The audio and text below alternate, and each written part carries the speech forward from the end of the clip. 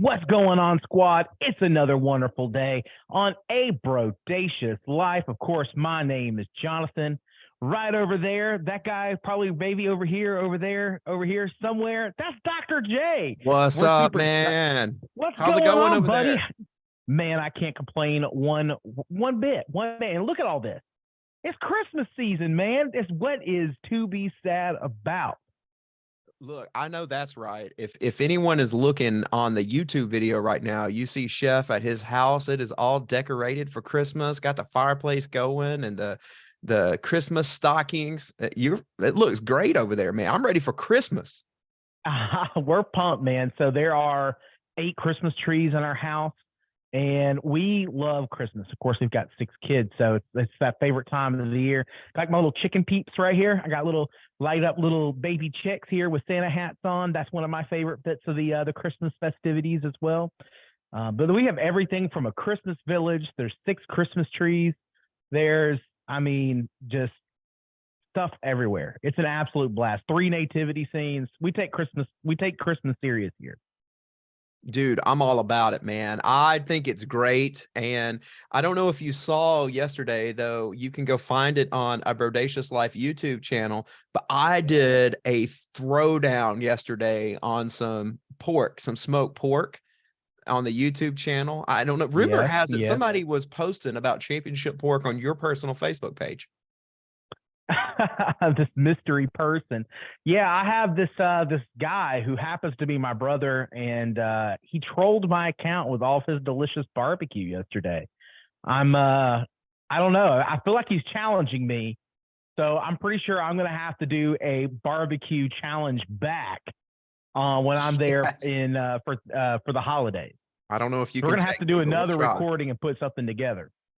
Look, we can see what happens. I'm all for it if you want to see what happens, but we'll give it a shot. You know what? Speaking of this grilling and Christmas, why don't we talk today a little bit about Christmas gifts for people that like to grill? Because my Christmas list personally is full of stuff for my grill. Yo Daddy the Grill. Shout out Instagram, Yo Daddy the Grill. Yo Daddy the Grill. Now, what kind of grills? Now, obviously, we could talk about what is the favorite type of grill. I feel like that's something we need to kind of hit real quick, because there might be somebody, maybe there's a spouse or someone out there or a husband, and they might want a grill or a smoker or whatever it might be. Dr. J, can you give them, say, your top 2?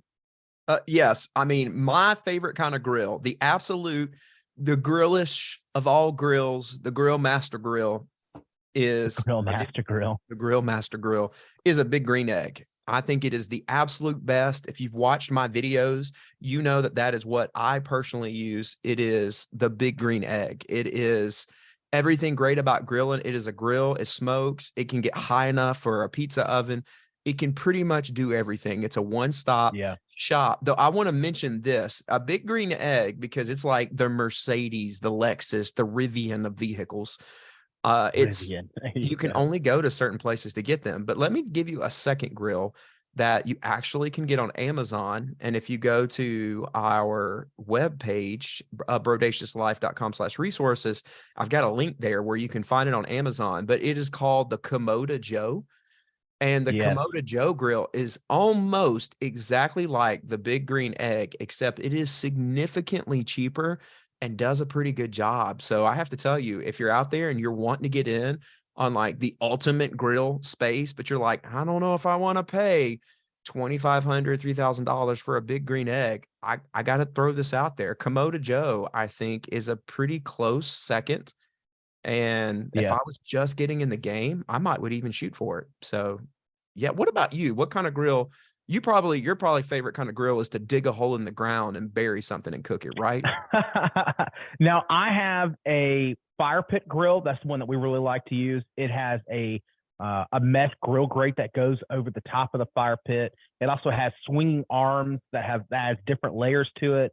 And it also has a barbecue spigot, like a split roast type thing that you could put at the top, and it spins.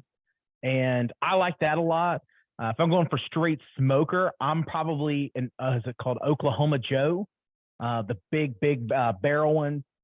They're full cast iron. They're around the $600 range. They have the the barbecue. Those use like all like whole pieces of wood instead of like the wood chips like you would use for and briquettes like you would use for a green egg. I like big green eggs as well. My thing is I can't. I have 6 kids. I can't front that money. So I have a hard time fronting that kind of cash when I'm out there in the restaurants. My favorite barbecue is open pit.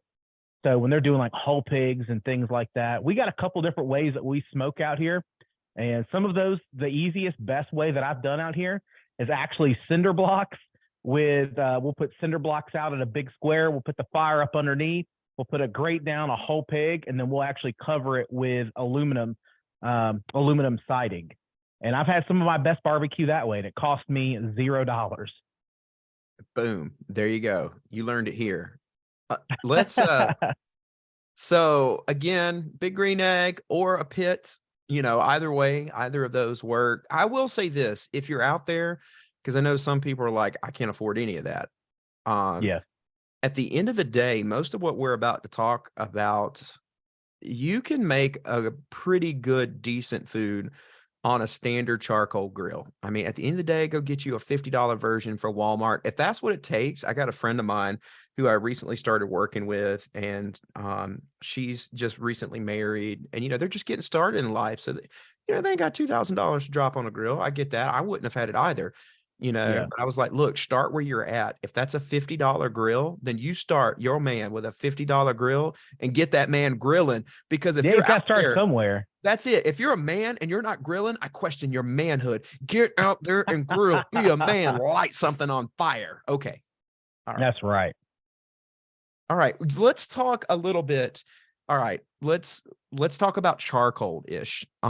Because this is interesting stuff. This is debatable. Now, if you're out there and you're not a manly man, you probably have no idea that charcoal is like the debated term. So if we're going to talk about Christmas, and you're getting ready for Christmas, and you're out there and you're a brodacious bro, or maybe you're a brodacious brodette, because shout out to the brodettes out there that grill too. We see you, we feel you, we love you. And I'll just go ahead and say charcoal matters. You cannot get crappy charcoal. Do you want me to tell the best charcoal ever? I say it all the time, and I will say it again. I know you got a very specific brand that you like. Tell us about that charcoal. I do. I've got a very specific brand, though I recently, only because I ran out and didn't realize it, bought a red bag of something at Home Depot because I needed something to grill that day, and it wasn't bad. But anyways, the absolute best charcoal that I found for cooking low and slow is Fogo's super premium charcoal. Fogo charcoal. Fogo's the brand. Super premium charcoal. It comes in a yellow bag. Again, we've got a link for you off our Amazon page. If you subscribe to our newsletter, I'll just email these links out to you. But it is about $30 a bag. And you would say, why would you spend this? But what makes Super Lump Premium different than the others is that it's like you said, it's like log size chunks of wood. So I can put that on there. And when I fill up the big green egg, I've cooked as long as 14 hours so far straight and not burn through to the end of it. And it is great for cooking low and slow. Plus, it's just natural wood. So the taste and the smoky, you don't even have to really drop smoking wood on top of Fogo Super Premium. In the long run, I mean, it just produces great quality, smoky flavor, goodness every time. What about you? Yeah. So I am one who likes to build their own charcoal bed. So I get really geeky on finding the right wood. Wood is a key essential part of that, building those different building blocks up. My dad and Dr. J over here, they like to put like maybe like briquettes or some things like that to get things going. I like to start a fire from absolute scratch, which is a lot of reasons why. I do not use briquettes. I just got to pause you there, just in case anyone's listening. That might be Dad, but that is not this guy. No briquettes. Okay, heard that. Okay. My bad.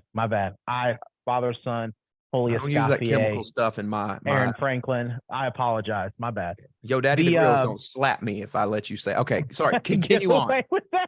So I like to find specific woods. So out here in central Mississippi, we do have a little bit of post oak, or what might be called white oak. There's also obviously pecan. There's pecan. There are some peach wood out there, although that one's not really my favorite. The key is that you don't want anything that's like a fruit tree. You definitely don't want a pine tree or anything like that. Your wood is essentially your flavor. So it's very important. So my wife, she got me a cord of wood, which is like I don't know how you describe it. It's probably about 200 or 300 pieces of wood. And it cost me about $200. And that is pretty much my wood for the winter to bonfire on or smoke or grill, whatever I want to do. That was a great present. My birthday just passed. That was a great birthday present because I love to bonfire and grill out on the weekends. That's like our thing. On Saturday nights, we are by the fire pit. My shoes are off, toes are by the warm fire. My son's playing guitar. We're just grilling out some meat, hanging out. I love that.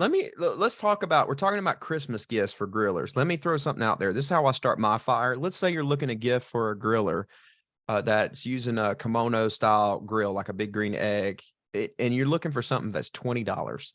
It's at Yes. fogocharcoal.com. It's called a Blaze-A-Ball. Do you know about a Blaze-A-Ball? No, I don't know about a Blaze-A-Ball. So here's what a Blaze-A-Ball is. A Blaze-A-Ball is this little contraption that you can you just unscrew, you open it up, and you can put. I sound like I'm supporting the Fogo brand. It's just what I used, but you can put anything in there, like a fire starter. Like I use the natural Fogo fire starter packs. It's like little round up pieces of wood. So you put it in this Blaze-A-Ball. It's like $20. You screw it and you just drop it in. You light it and drop it into your big green egg. And then it basically has a cage around it. So then I don't have to wait or anything else. Once my Blaze-A-Ball is lit, man, I just get the bag of charcoal and pour it on top of it. And that's it. That's all it takes. It'll light your big green egg in about 30 seconds with no issues. I'll try to make a YouTube video and throw it out there for anyone that just wants to see, in case you're looking for. Yeah, I'm interested in that. I've normally used this contraption that's got like this oval shape to it. It gets like that hot ring that you plug in. That's something that I've used a lot to start fires. I don't have one here, but in restaurants where we had wood burning grills, that's normally what we would use to light the grill. You know what I'm talking about? Yeah, absolutely. Uh-huh. And they're like $10-15. They're not super expensive. I will say things I'm on my personal Christmas list that I don't need, but every grill master needs one, and I don't have one. Dude, I want to light my big green egg with a blowtorch. And I know that's all where there's like some fire starting blowtorches, and I'm like, I want a blowtorch. I want to start my grill with a blowtorch. I wish I was recording in my test kitchen. I've got one that's like this big. And it's got like the big cone end on it, so you can like do like multiple brulees at one time. She's a beast. If my wife gives me a blowtorch for my grill, I'm just gonna be honest with you, we might have another baby coming soon. Oh, anyway, sorry, G-Ready Show. We got to stop this, man. Whew.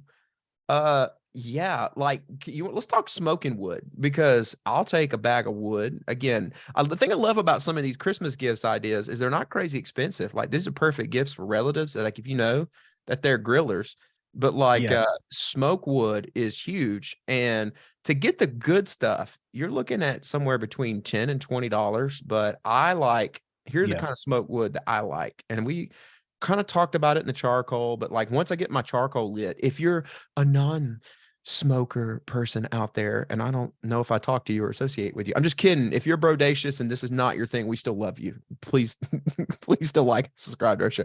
Anyways, but after you get the smokiness going, sometimes you can drop a couple chunks of other type of wood besides the charcoal. I like bourbon barrel chunks, bourbon barrel chunks. And the brand is called Barrel Proof.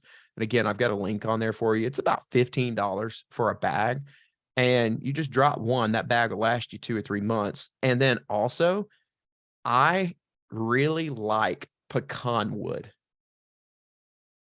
And I remember you saying in Mississippi it's just full of pecan trees, but I love pecan wood. The smell, the aroma. We just about give it away here. I have a lot of pecan wood in my cord of wood over here. Bring it to me. I keep them separate. Yeah, this is something that I can go in and I can split off a little bit extra separately, and I can kind of add it in chunks or in whole pieces, whatever I want to do. Pecan is, it's kind of second behind the magnolia tree, which is our state tree. It is kind of like second best. We have pecan trees everywhere. I have a giant one in my front yard. It's probably in its last 2 or 3 years. It is so big you can't get your arms around it. So it's going to provide a lot of smoking wood. I'm really excited about that. I got 2 more out in the pastures, and they're getting on up in age as well. So hopefully here in the next 5 or 10 years, I'm going to get a giant, pecan, stack over here. Love it. Yeah, absolutely. What is there any specific kind of wood? I know you talked about my pecan wood, but is that what you use, or do you use something else? So I actually prefer a wood that's some people might call it white oak, but it's oak, or sometimes they call it Texas post oak. It's a very dense, solid wood, and it just makes for some of the best barbecue in the world. I don't know if you've ever watched Aaron Franklin's masterclass on the masterclass app. He uses Texas post wood oak, and that's what got me on it. When I switched to that, the quality just got so much better. You could see it just in like the actual smoke coming out of the smoker. A lot of times you'll get smoke, and if it's not good smoke, it'll be gray or black or, kind of that off white. Well, when it's actually good, when it's good wood, you actually don't really see anything coming out of the top. It's just burning clean. And post oak just burns super clean. I just don't have a whole bunch of crud in it. And so I know I'm getting a super high quality every single time. What kind of wood do you not like? Because I've got one that everybody loves, but I got to be honest with you, I don't think it has that much flavor. Hickory's not my favorite. Yep, that's it my has second not favorite. To me, it's just a little bitter. I don't like that bitterness too much on my pork or whatever I got smoking on. I like things that are a little bit on the sweet side. So I kind of stick away from hickory. And then, of course, obviously don't use anything like pine wood, fruit trees, things like that. Yeah, I to second that. Well, don't use pine wood, because pine wood has a tar, and You're going to taste that tar. You're going to taste the tar, and you're never going to get it out of your grill. As a college kid, I made that mistake once. Yeah, you'll never do it again once you do it. You'll never get it out of your grill either. I mean, it will be there forever. That's a good point too. Yeah. Look, I know this is crazy as this is, but mesquite. I don't think there's any flavor. Yeah, mesquite's bitter to me as well, and it's a little bit better on the sweet side, but not as much as hickory. Hickory to me just comes off really bitter. It's almost kind of like cumin. Cumin can be good in doses, but when you get a dish that's just like heavy in cumin, it's just like bitter as all get out. And that's kind of how hickory and mesquite is for me. I like to mix it into something, but I won't use it straight up on anything. Right. I might add a couple chunks in to kind of add a little bit of depth of flavor, but it's not going to be my primary wood that's inside of my smoker.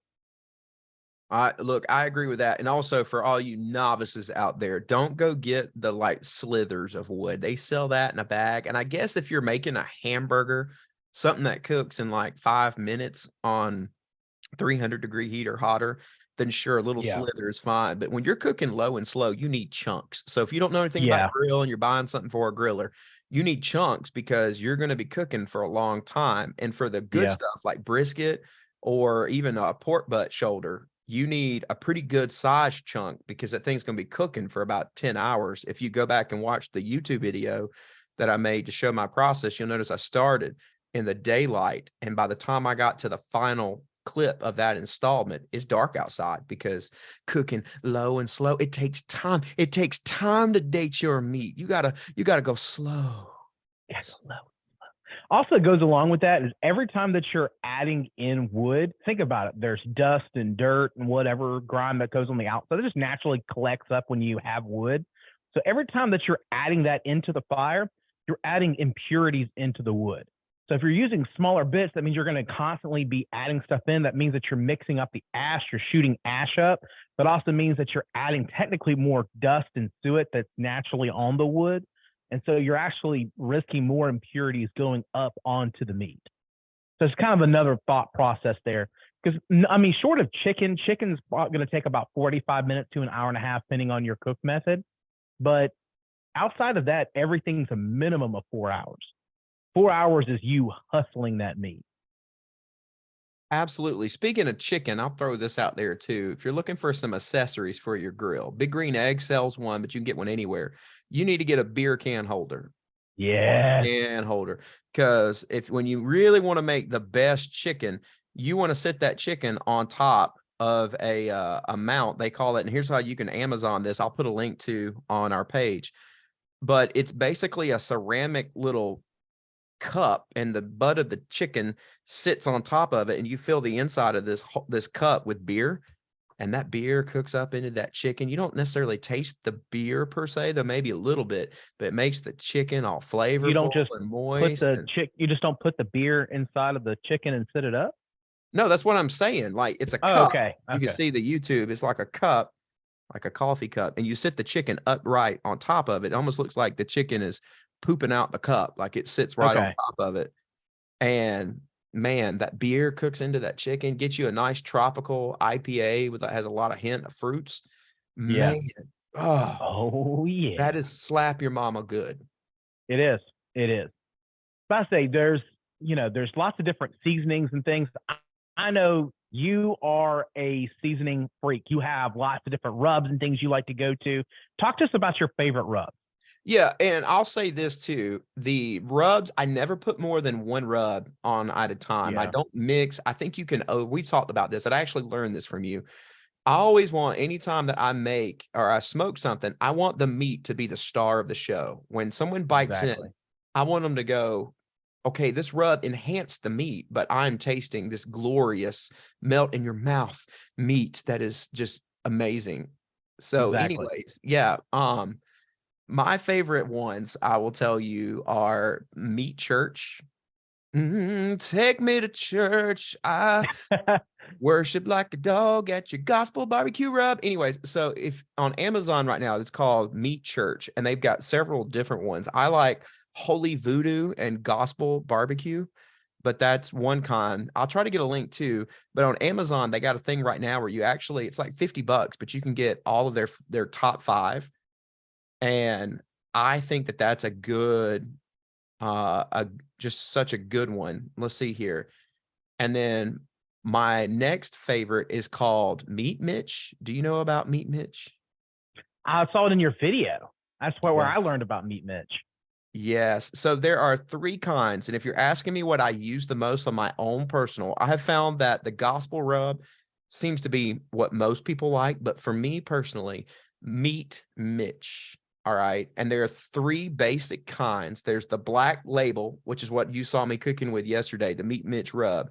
But they've got another one called the Meat Mitch Naked Rub, and then the Meat Mitch Steer Seasoning. Those 3 things. And if you just Amazon Meat Mitch or go check out our links, it will pop up.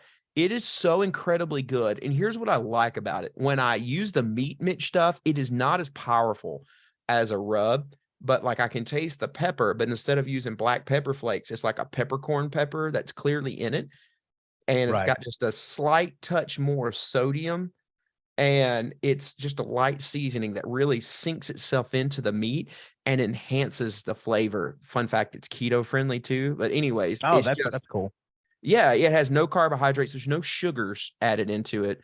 I think there's one that has less than a gram, but like there is hardly anything in it, which is what you want, because if your rub has sugars, it's going to caramelize and Yeah, burn. it's gonna burn. So, yes. Oh, fun fact, even though you didn't ask me this, but Meat Mitch also makes a Meat Mitch naked barbecue sauce, Oh, and that's cool. it's low and high fructose corn syrup, which this isn't a health statement. It is a barbecue sauce made for grilling because sugar burns. So it has less sugar. So like if you're making ribs, man, you can keep brushing this stuff on the whole cook, get them all covered up in that barbecue love. See, I like to hold on to some of that stuff like that, or some of the dry mix.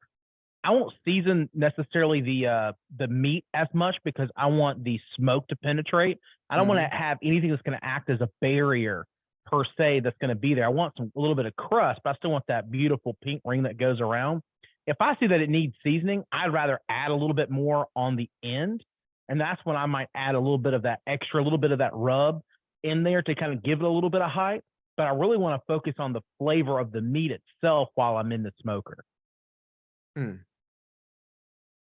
mm, mm, mm. You know Now what? you do a rub that's just like peppercorn pepper.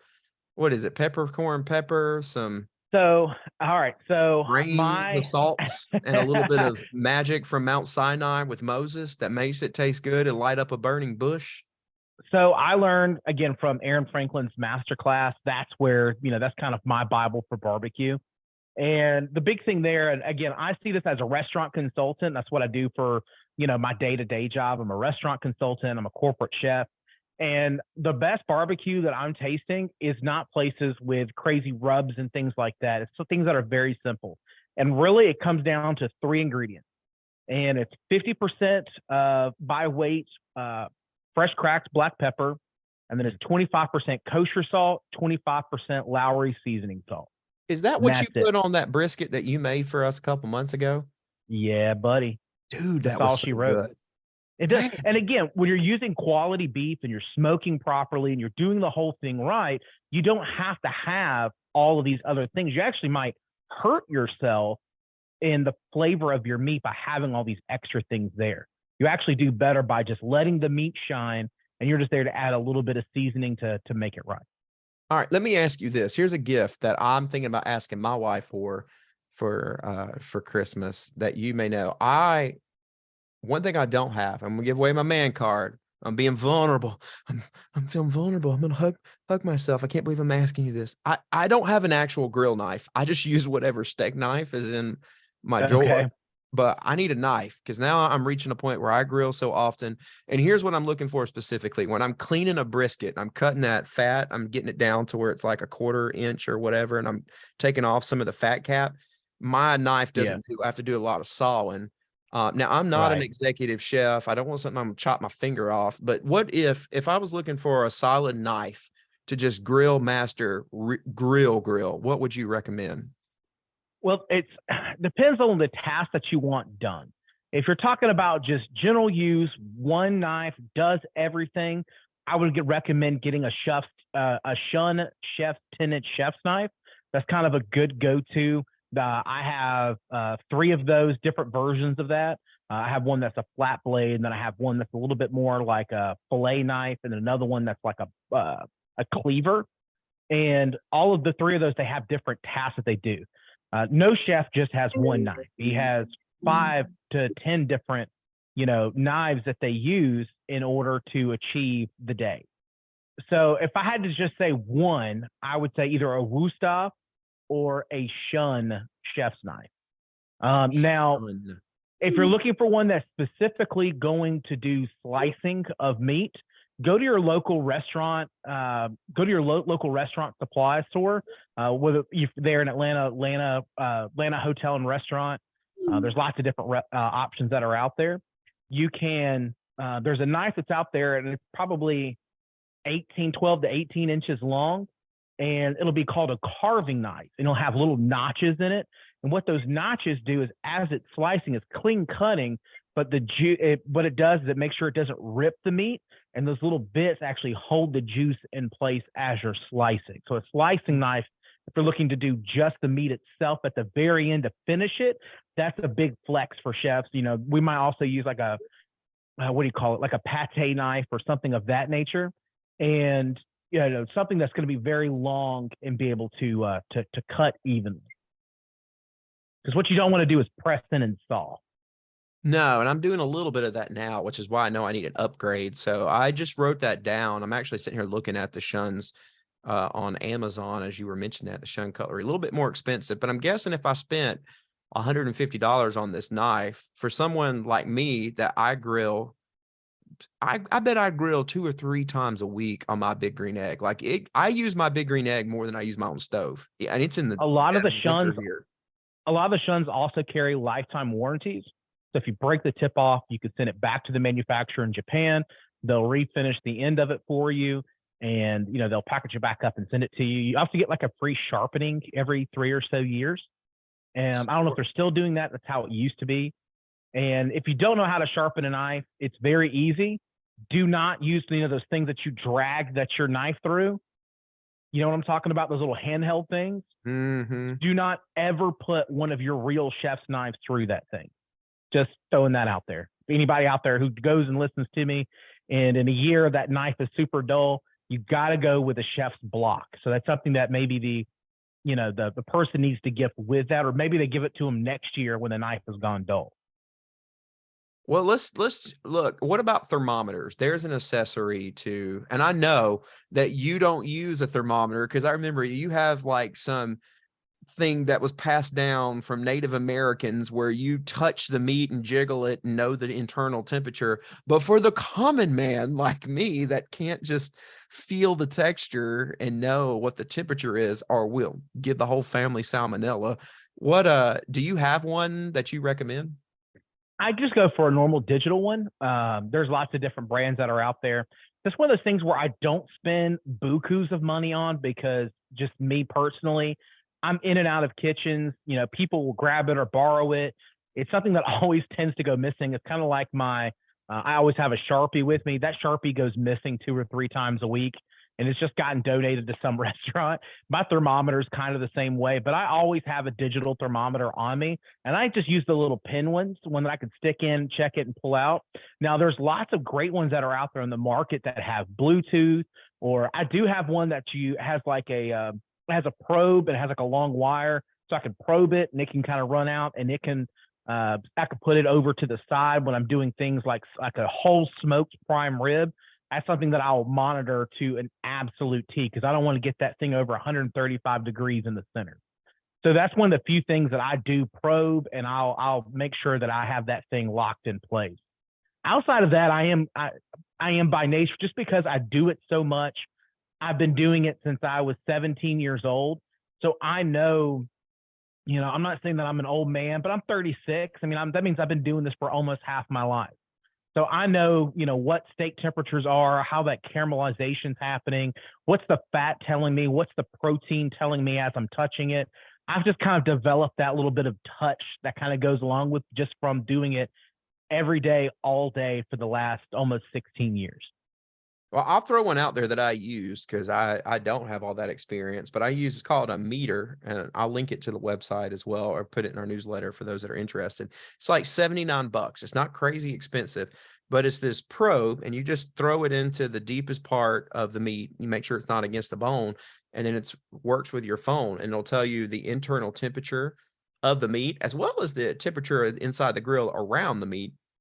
And it's awesome. It'll send me a text message because I can pre-program in that, like, this is pork. I want to cook it to a 165 so that I can pull it and Texas wrap it. And then I'm going to go to 203. Like, I can set it all. And then it sends me messages, because we all know that the worst thing a smoking griller can do is lift up that hood before it's done, because the smoke has to get on the inside. Like, you don't want to be lifting and checking. And so I highly recommend that meter. I just think it's huge. Yeah, I agree. I think that's a good answer. Now, with the meats, I know this is kind of a weird thing, but I'm bringing meat as part of my gift for Christmas. I'm bringing it for Thanksgiving and everything like that. So what meat would you recommend if they were buying maybe some steaks or something to go with their new grilling accessories? So are you recommend cuts or businesses? Are you asking me cuts or businesses where I get the stuff from? I would say both. Okay, so for me, I'm a country boy, and I know there's a lot of cuts out there. I really like Wagyu beef and some things like that I'm into at the moment. But I will tell you, when it comes down to it, if you want to give somebody a gift of meat, because you're probably looking for something they couldn't normally get on their own. Like, you're not going to go to Publix and get them the pork shoulder, because that's the cheapest thing out of Publix. They could get it anyways. You're probably going to give them beef brisket or steaks, because they tend to be more expensive. So if somebody wants to give me a gift of meat, I would love a brisket. Okay. Because I can't afford it right now. I haven't been making a lot of brisket because the costs in Georgia are so high on beef prices. So I would say that's when you switch to the short rib. Well, I've done a little bit of short rib, actually. So fun that you should say that. Now, if you're asking me the best place for the average Joe, because I know you have access to like some amazing stuff through your employer, me not having that same access, I can't afford it often. But in my freezer, sometimes I like some Omaha steaks, and you pay way more money for these Omaha steaks. There is no denying they are expensive, but Yep. man, they taste so good. Yeah. So good. What about you? What are you, as someone who has access to anything his heart's desire, what is it that you would want? And where do you recommend that the common man go to get that? So if you're in the city, like Dr. J here, believe it or not, Costco does have really good prime meat. We always kind of dog a little bit on the big box providers, but that's something that Costco does, excuse me, at a really high level. They really pride themselves on, and what they do actually to kind of even beat, I work for some of the restaurant purveyors. They beat the restaurant purveyors out because they buy their meat so far in advance. So when our prices are kind of having to go up because of the holiday season, more people want ribeyes and tenderloins. So that drives the price up. So they pre-purchase all of those things back in like July to make sure that that price does not skyrocket on them like it does for us, because we buy by our volume. So Costco actually does do a really good job on providing a great quality and a great price for their beef program. I'll give them their shout out that's due. It's not where I go, but it's something that I will throw out there, especially for someone who's living in the city. You want something better than maybe what Kroger or, one of the other providers, one of the other box grocery stores has. That they're better to me than Sam's Club, Kroger, Publix. They just do a really good job. Even, I hate to say this, but maybe even Whole Foods. They're just a really good quality, and they're really priding themselves on that program. Welcome to the Now, life, recommending the Whole Foods. I respect that. I'm growing on you. I like some Whole Foods. I can't afford there all the time, but man, look you at you. know, yeah, well, Shouldn't draw that's a whole attention nother to it. discussion. I got a I'm love-hate kidding. relationship with Whole Foods. But, outside of that, I really recommend finding your local butcher shops. Here in Crystal Springs, Mississippi, I have Wilson's, and that's where I go. They have lots of different cuts. They're really reasonably priced. And again, I get to see their price on the backside. So I know they're treating us fairly.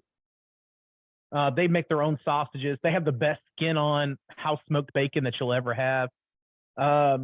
They do just a really good job. There in Noonan, you have Coweta. For those who don't know, that's Coweta County, but there's a butcher shop called Coweta, and they do a really good job. Is it the cheapest stuff? No, but is it the best quality in your area? For sure. The steak cut that I'm looking for right now, I have been on the hunt for this cut now for the last 2 months since I saw it. It's a cut called Thor's Hammer. And this is the thing that I want to cut next. This is the thing I want to cook next. I am after the legend of Thor's Hammer. What Thor's Hammer is a shank portion, which is the leg of a cow, and they've cut it down where it folds down and flaps over, so the bone is just sticking up. It's like a bone that's like this tall, and there's like a meat roast that's like that big and that tall that sits there. And yes, you could pick it up like Thor's Hammer. God of Thunder, Thunder. That's the piece of meat I'm looking for. When whoever finds that place, leave that in the notes. Make sure you hit that like, and then leave that comment for me. Where can I find Thor's Hammer? Yes. And speaking of that, let's get to today's quick tip. You ready for the quick tip of the day? What you got, Dr. J? Look, what people don't talk about, but you ought to know it exists. So let's talk about on the grill, because this is a great Christmas gift. The absolute perfect hamburger patty. Now, rookies think that they have to do the little patty by themselves and, whatever. But what the professionals know to get the consistent patty make all the time. Did you know you can get a stuffed burger press? It's a little canister. You put your meat, everything in it seasoned, and then you push the thing down on top, and then you just turn around and drop it out. And it's the perfect patty that gets it perfectly thick so that you can cook your consistent hamburger every single time, because your patties are the exact same thickness every single time. And that this device is $15 on Amazon. I will link it, but I actually use that these days to make the perfect burger. And people are like, how do you manage to make this burger? That's how we do it. Yep. And I can just flop them out. I mean, just shoom, boom, shoom, boom. You want to know how I do them here at the house? How's that? I get 2 pieces of plastic wrap, and then I get 2 of the same plates, and I flip the plates where the butt ends are together because they Mhm. have that ridge that goes around the bottom of the plate. So I put the plastic wrap, I put the meat, put another piece of plastic wrap, press it down, and it'll make a perfect round I every love time. that. I love that. Those, it's like the perfect accessory. And most people don't know, but this stuff It that us really is master useful. grillers talk about behind the scenes that we don't tell anybody. We just let people think that we pounded those patties out by ourselves, but we didn't pound that. We were slapping the brisket, but we didn't actually pound out the burgers. So we just don't tell anyone. But now and that let's get into this. Maybe we close with this one for this particular episode, because you and I could talk about gifts for grillers for days. You want to go through some accessories that every griller needs that aren't relatively expensive? So I think the first thing we already talked about, the knife and the thermometer. Those are 2 key items. I do believe in having like a specific pan per se in there, depending on what I'm cooking. So you Interesting. look out there. There's some pans that are out there that you can use. So if you're using like pork butts, and depending on how you cook your pork butt, I pull mine before I get to that point where it falls apart. But some people like to really get that extra smoke on it, and they might literally leave it on there until it falls apart. There's You got to have something up underneath that to keep that from just absolutely falling through the grate. So some things like that. There's also pans. I'm big on cast iron pans. I like to put cast iron cook items in my smoker as well. Because while you're cooking your ribs, you might as well be smoking some baked beans off to the left. Or maybe when I did the brisket, I put all the beef fat that came off the head of that brisket. I put that in a separate cast iron pan, so I had smoke drippings to pour back on my brisket before I wrapped it up. So things like cast iron pans are great things to have as well. You don't have to have super big ones. I have a variety of them from 6 inches all the way up to like I got one that's like 2 feet. It's massive. It's made to go over almost my entire. It's a cast iron paella pan. Spanish people shout out, and it's just a great pan to have. It's really cool, and I can literally cook a whole goat on that thing. Outside of that, a cutting board. Cutting board is just a good flex to have on other people to bring out. And again, you got to know how to treat that cutting board. You got to know what a cutting board is. And I'm not talking about just getting one of those little plastic ones. I'm talking about actual wood cutting board. Like we call them Booz boards because that's the name of the company. But Booz boards is the best butcher blocks that are out there. Yeah, man, I love that. I got a butcher block that I use as well. I I just I will made say, one. some basic things. If you've got a kid, oh, look at that. If you're on the I made YouTube, that one. you can I see just you made made this. that. I made this. I want one. Flex. That is awesome. The chef made his own butcher board. Meanwhile, I got mine from Target. But that The joys of having a wood shop. I love that, man. Look, if you're looking for an accessory for a griller, like let's say you're someone who has a kid that's trying to get their dad or their grilling brodette mom something for their griller and they don't have a ton of money, go get a spray bottle. I mean, you can get a spray bottle Yes. from Target. You really, that is something you could get. You could order something when you use it up, but you could get a little $1 spray bottle So you can literally because get them at the dollar store. exactly. It's $1, maybe $2. And grillers, I use those things till they melt down. I mean, I'll get Yeah. one, I'll use it for months because especially when you're barbecuing and stuff, I'm always spraying some apple cider vinegar Yep. on things and some A little water. So beer.